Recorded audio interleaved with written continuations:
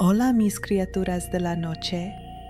It's your girl, Mariana Muerte, reporting live from the border between the living and the emotionally unavailable. Which, let's be real, is basically the same thing. So tonight, we're talking La Llorona. You know, the OG queen of crying in public, the patron saint of bad breakups, the original I'm fine girl. Except she's not fine. She's very not fine. The woman in white, weeping by the water. But this isn't just campfire fantasy. Scholars trace the weeping woman back to at least the mid-1500s, when Spanish chroniclers recorded stories told by Nahua people in what is now Mexico City about a wailing woman mourning her children. That's within a few generations of the Spanish arrival. But the roots go deeper.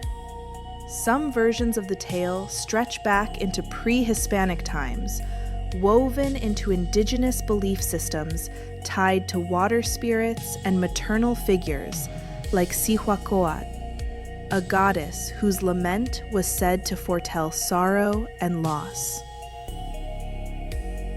So when you hear her cry in the wind, you're hearing something older than Mexico as a nation. A story that survived colonization, blended with Spanish influences, and became one of the most persistent legends in all of Latin America.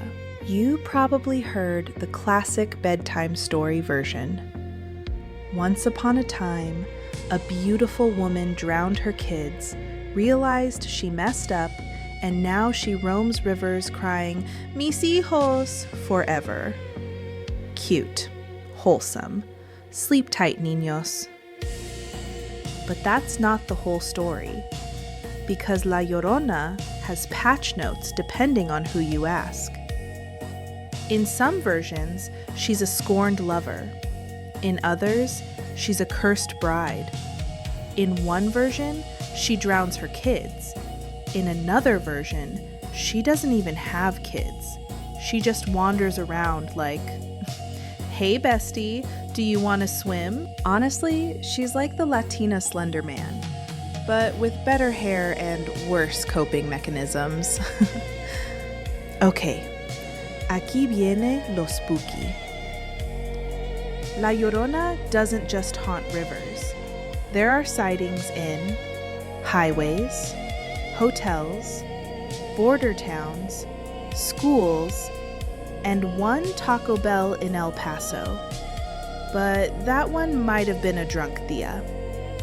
It happens. But the creepiest version, the one they never tell kids? In some places, they say she doesn't cry for her children. She cries for you, because you remind her of someone she lost, or someone she wants back, or someone she's going to take. Cute, right? In 1986, in Santa Fe, New Mexico, police responded to what they thought was a woman screaming in the river. They searched for 3 hours. Nothing. One officer said he heard, "Ay, mis hijos," coming from the water. There was nobody there. And the weirdest part?